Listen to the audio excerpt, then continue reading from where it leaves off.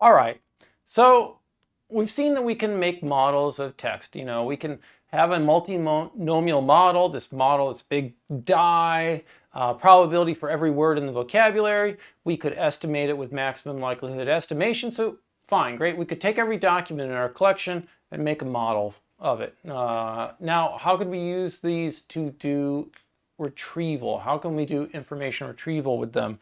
Well, there's we could think about this.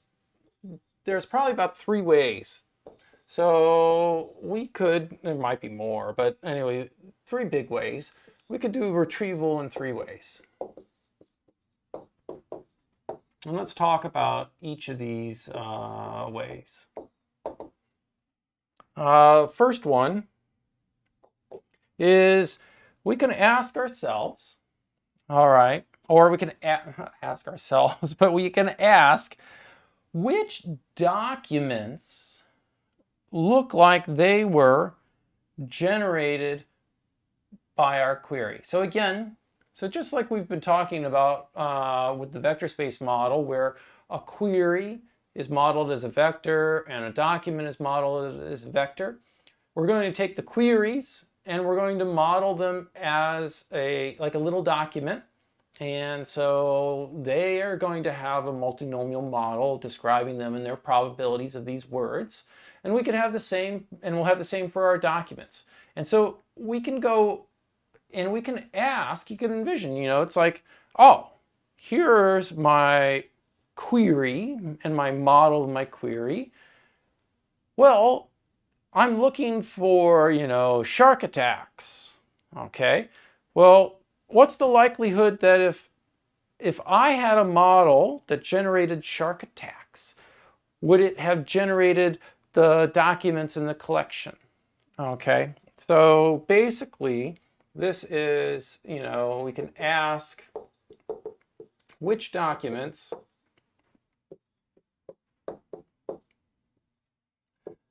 look like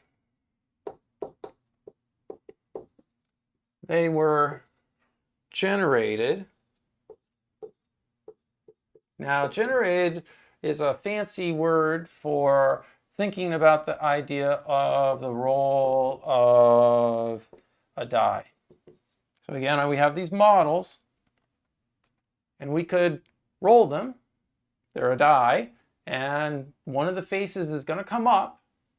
All right, that it generated a word. And we could roll it again, and it would generate another word and another one. We could produce any length of document text given our model of whatever document that we have.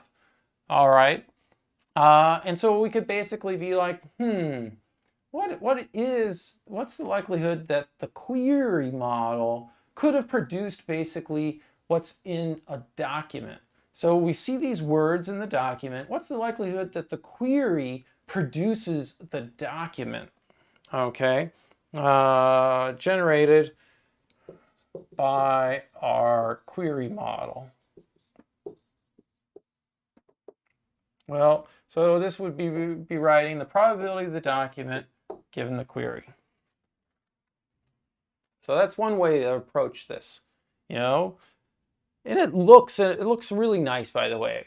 What's the probability of a document given the query? And we'd calculate that then basically for all of the documents. And the document with the highest probability would be the thing at the top of the ranked list, and so forth and so on. So that seems really nice, actually, to talk about it in that fashion. Nice from the standpoint of this, I like this notation.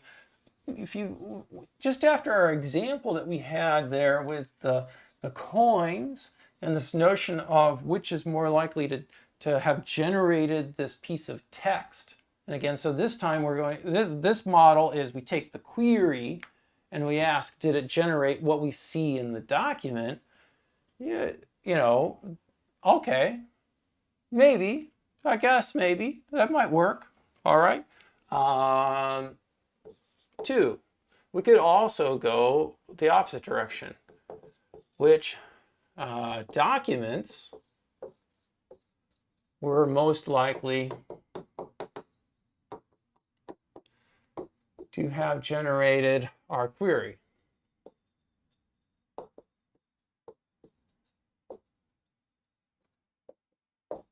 Okay, so this is the probability of the query given the document. And this, I'll tell you, I have always found to be the weirdest thing. And you're going, why, Mark, do you think it's the weirdest thing? Well, I think it's the weirdest thing because the documents exist, right? You know, you guys are working with these old documents from the 1990s, so they existed.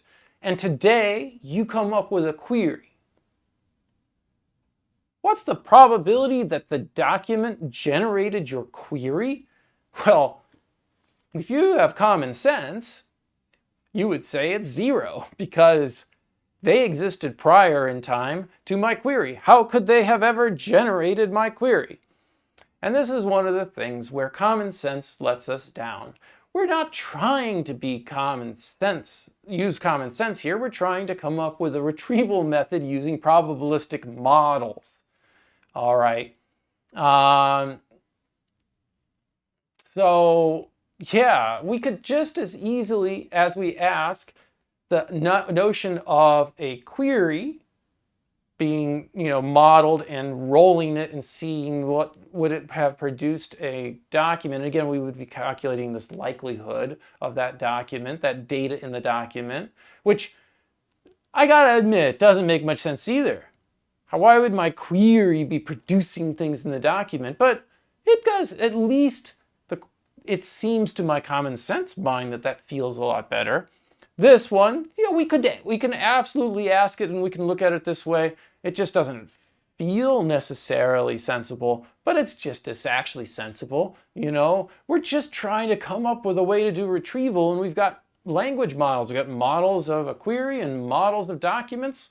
How could we pose the notion of ranking them, come up with some way of figuring out what's the best document to put at the top of the pile, given the fact that we're going to be using our models of the query and the text to be these multinomial models. All right, so this is kind of, we're exploring the space of choices here. The other way, now after those, it might sound really good, is to say, how similar are our query and document models? You go, that sounds really good. And this would be basically, I'm not going to write it as an expression. This would mean, we can look up the math and stuff, but I'm going to use words here. This is to measure the similarity via, we could do it with what's known as a cross entropy of these models, or what's known as the KL divergence. So this is the Kullback-Leibler divergence, okay, but it's abbreviated KL div. So Kullback-Leibler divergence, or measure via cross entropy. All right, so those are the 3 ways. So again, let's go through them now. Let's examine and see which of these seems like good to use. So we'll go to the first one again. So again, number 1 sounds good. I already said that. All right. But there's a problem. Oh, sad, sad problem. But the problem is the query is typically very small.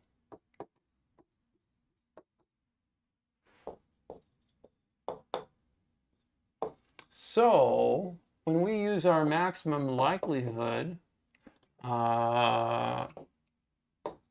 estimation methodology,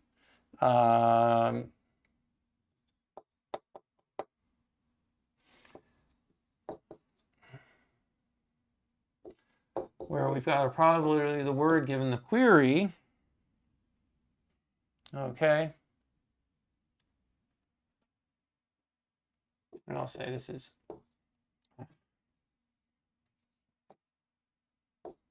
so our maximum likelihood estimate of the probabilities. So basically, what are the parameters in this model? These are likely to be poor,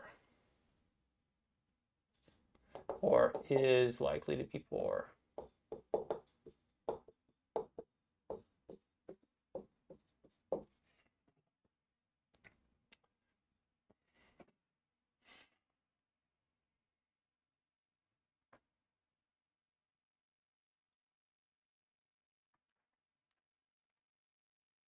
So what do I mean? What's the, you're like, yes, it's poor. This is where I need an audience. Anyways, well, think about this. So you type in shark attacks and we make a model of that query. So probability of shark, 0.5. Attacks, 0.5. It's not a very nuanced model. We go then and look at the documents. Yeah, I mean, yeah, it's a really kind of crude model. And we don't know really much about that query.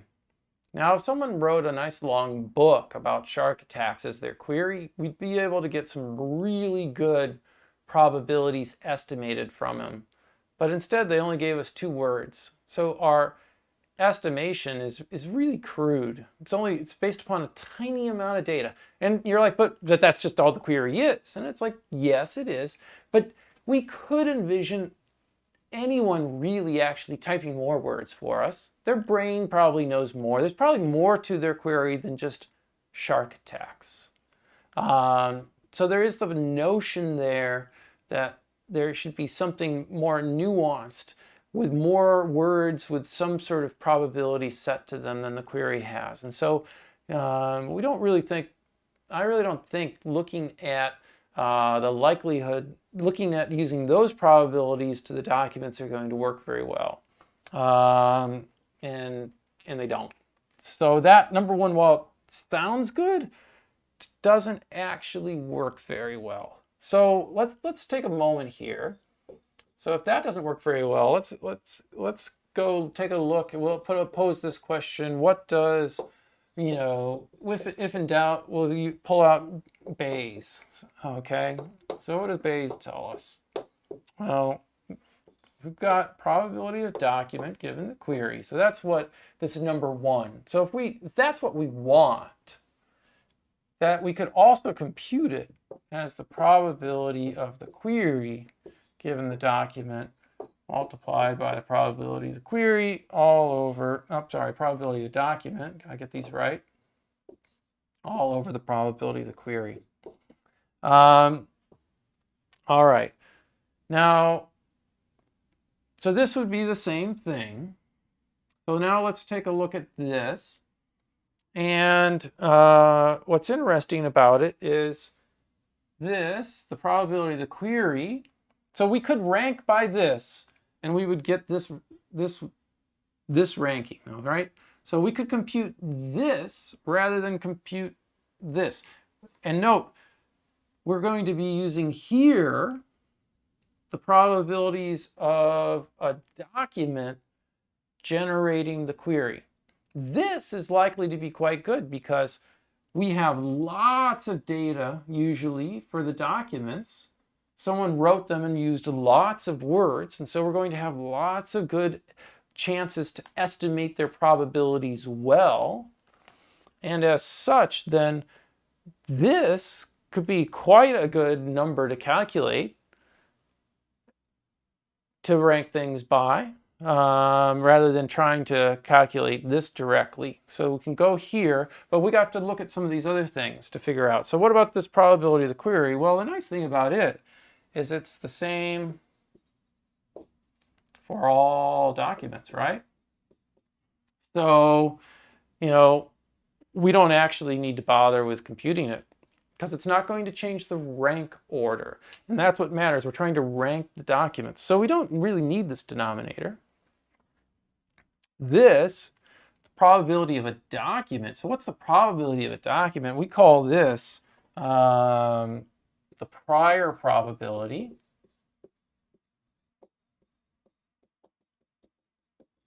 All right. And so this is sort of how likely do we think this document would be relevant to someone regardless of the query? Now, what's the nice thing about this is you could actually compute some notion. Maybe you can incorporate this into your spam filter or something, some score. Oh, this looks really spammy. I don't think this is likely to be relevant to someone. Oh, this looks like a really highly nice document, credible and everything.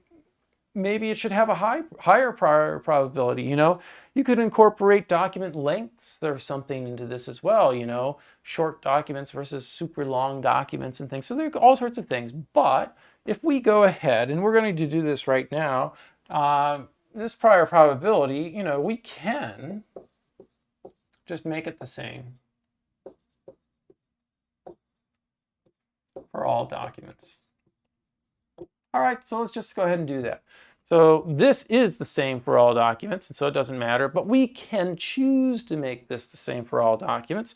And if we do that, then it's kind of neat that the probability of a document given a query is rank equivalent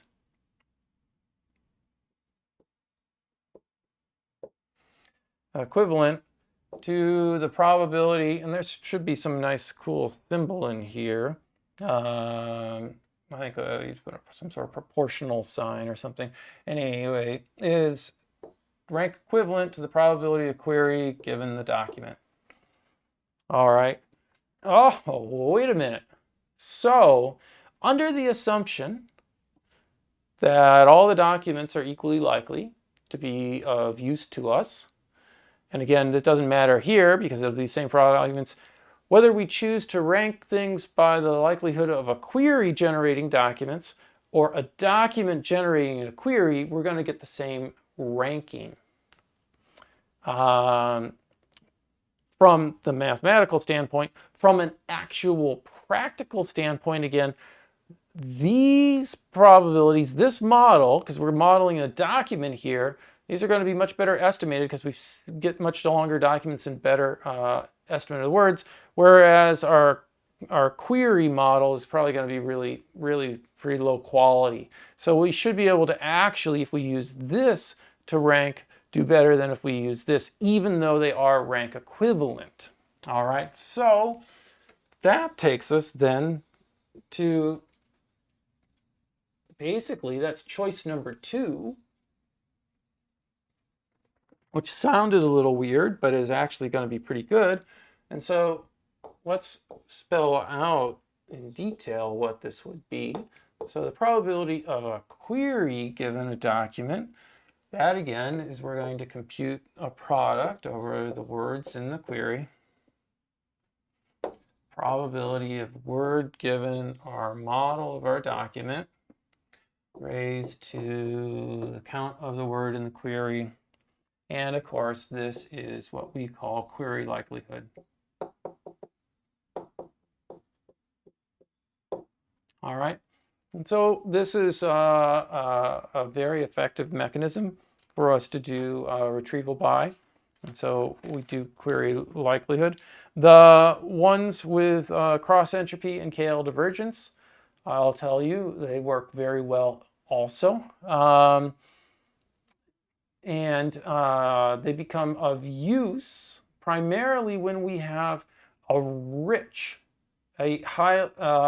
query model that's filled and estimated really well. Then this notion of cross entropy or KL divergence becomes really useful because now we can really compare these rich models of text that both have lots of parameter settings on them. And as well, I'll come back to that. All right. So I think I'm going to pause the video here and we'll start up with another video.